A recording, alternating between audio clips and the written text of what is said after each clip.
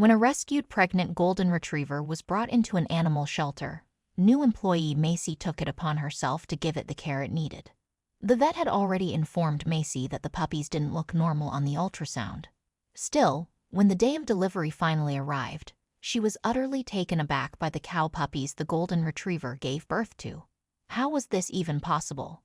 Macy woke up to a loud howling coming from downstairs. She knew that it was time. Bella was about to give birth. She jumped out of bed and rushed to the bed of the rescued golden retriever. They had already been through so much together, and seeing her in this kind of pain broke Macy's heart. But now was not the time to feel sorry for Bella, as Macy needed to be focused on helping deliver the puppies. She couldn't help herself from being curious. The vet had told her these would not be normal puppies. But what the hell would they be then? The puppy, it looked like a cow. What on God's green earth had Bella just given birth to, and what was Macy supposed to do now?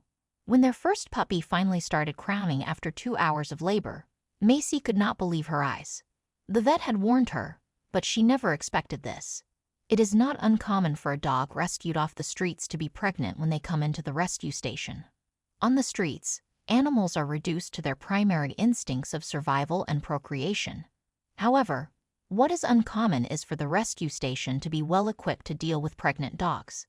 This particular station had a vet they worked with, but the vet was not on site. So when a struggling pregnant golden retriever came in, they had no idea how to handle the situation. They were already very much understaffed, and this dog obviously needed a lot of attention. Could they handle her and all the other tasks? Working with the dog would not just be until she gave birth, either, because once she finally had her litter, there would be more work to do with the puppies. Additionally, one of the senior technicians felt that something was very off about this pregnancy and needed to be figured out promptly. For now, a lot of options as to how to deal with this situation were being discussed. Some possibilities were naturally more pleasant than others. They considered bringing the dog to another station and looking for another volunteer. However, they were also considering euthanizing her. It was unfortunate to have such a sad option on the table, but it had to be considered given how busy the station already was and how understaffed they were. The average staff member was really leaning towards euthanization. However, the big reason why this dog got the help and attention she needed was because of a relatively new and inexperienced employee at the rescue station named Macy. Macy had always had a soft spot for animals, specifically dogs. From a young age, she knew she wanted to work with animals and always expected to be a veterinarian. She started going to school for it and everything. However, her life goals changed after an experience she had while on a relief trip to Indonesia. In America, Macy had mainly just seen happy dogs in the excellent care of their respective owners. But this was not the case in Indonesia, where malnourished and often sick dogs were abandoned and wandering the streets everywhere she went. She hadn't even been there to help the dogs, but the people. Still, seeing all the unhappy dogs broke Macy's heart. When Macy returned home to the States, she started researching street dogs and how to help them. To her shock, she found out how many street dogs there even were. They weren't just present in the small town she'd grown up in, but were even more prevalent in the big city nearby. From that moment on, all Macy wanted to do was help these puppies. When she turned 18, she moved to Boston and applied to a rescue center for stray dogs. She was hired almost immediately at the station because it was understaffed. Macy was still full of hope and determination. When it was still only Macy's second week, the pregnant golden retriever, which they had named Bella, came in, and they discussed what to do with her. When the option of euthanization was put on the table, Macy decided to step in. She couldn't just stand by and let a pregnant animal be euthanized because of convenience. Macy offered to work free overtime to get her regular duties done and give all of the extra care to Bella. The station head really appreciated Macy's offer and put Bella in the full care of Macy. Macy decided she would take her home for the time being so she could keep an eye on her overnight. For the next couple of weeks, Macy traveled back and forth between her house and the station, working 2 jobs simultaneously. Luckily, she lived close to the station and had help from her roommate, who also liked dogs. Macy felt like she was helping, though it would only get more complicated from here. Other people working at the station did their best to help cover some of Macy's tasks to make her life a little easier and give her more time to care for Bella. They were moved by her dedication and compassion towards this dog. However, there was only so much they could do as the station was understaffed again. Unfortunately, even with her colleagues' help, Macy was still struggling. Bella was not doing well in the last weeks of her pregnancy. Macy had to make multiple trips to the vet with Bella at the time she was caring for her. This, of course, only added more stress to the entire situation. All the trips to the vet cost Macy a lot of time and money. Deep down, she started to wonder if this was all worth it. What would happen to Bella and the puppies once they were born? Macy didn't have the money to care for them for much longer. She tried not to become too disillusioned. Macy did her best to put all her worries about Bella's health and money in the back of her head. What was important right now was the health of Bella and her puppies. The doctor managed to keep Bella stable with the help of some medication, but was seemingly overly interested in the ultrasound when checking on the puppies. The veterinarian could not make out much on the ultrasound, but from what he could see, he was nearly positive Bella had not been laying with another golden retriever, a Labrador, another dog, or anything close to that. The puppies looked strange, really strange. Macy was pretty sure that wasn't possible. However, the vet ended up showing the ultrasound pictures to a couple of colleagues, but no one could really put their finger on exactly what was off about these puppies. This started to worry Macy a bit. Did that mean they were not healthy? This really had her concerned about how much money she was putting into this, if it turned out the puppies were going to die anyway.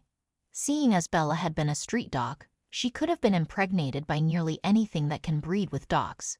What was Macy going to be dealing with when these puppies were brought into this world? Would they even be puppies? Macy was pretty sure that wasn't possible, but the vet seemed so sure these were not dogs.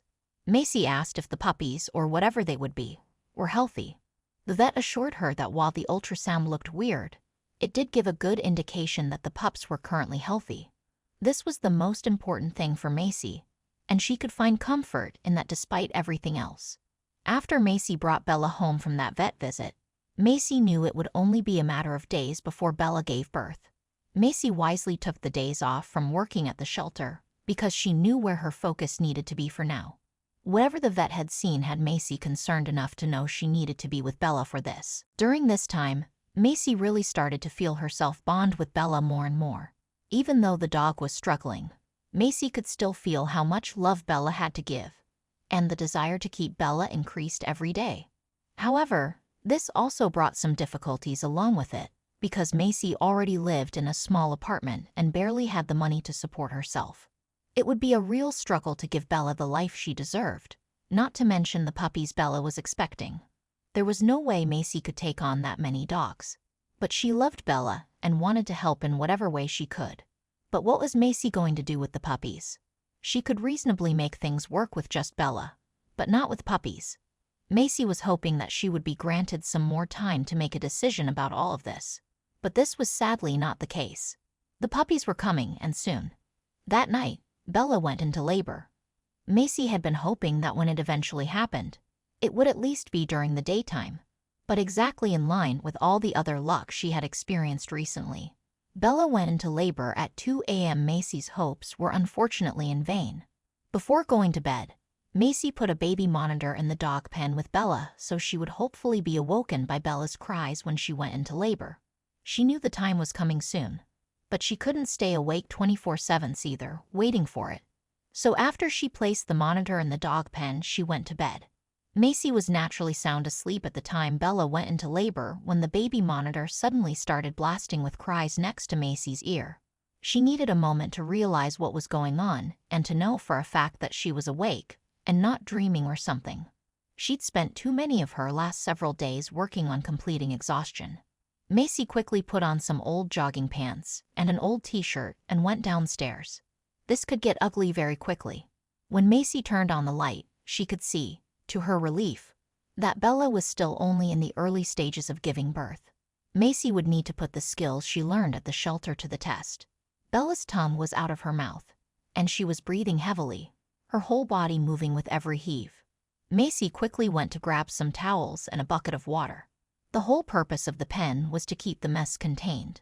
But that didn't mean Macy wouldn't have to work hard to keep the mess from spreading. Macy wanted to help Bella in every way she could, but also knew that this was mostly a process Bella had to go through alone. She stroked Bella's face and made it really clear that she was there for Bella, no matter what.